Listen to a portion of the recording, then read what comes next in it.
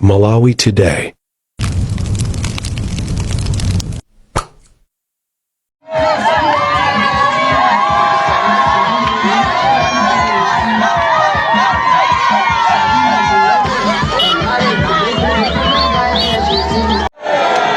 Par succinct, right? Please, audience, akabote.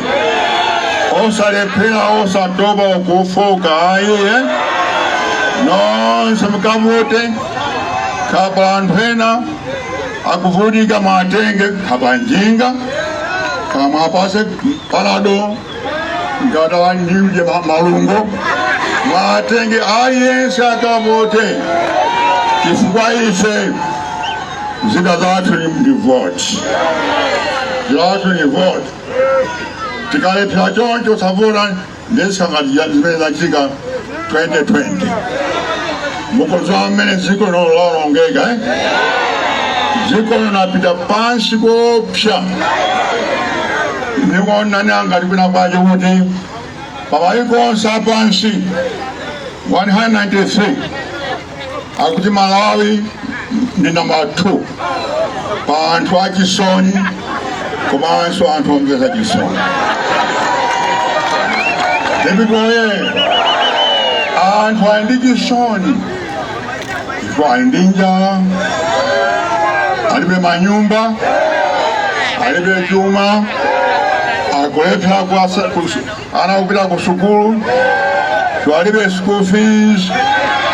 By the way, for September, if take us school fees up to secondary school.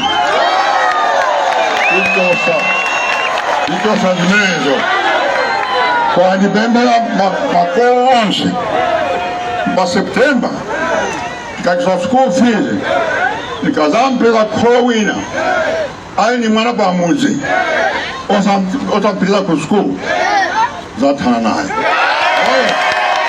And I mean. Sometimes somebody's going to learn to punzira. Zibo Singapore. For 1964, Nanga Malawi. Kwa pori number 1, choko to punzira. Yes, compulsory education. Azimai, Achikuri, Ana, all the black school. Pakalipo is number 1 in the world. Kuposa America, kuposa England, kuposa Germany, for education.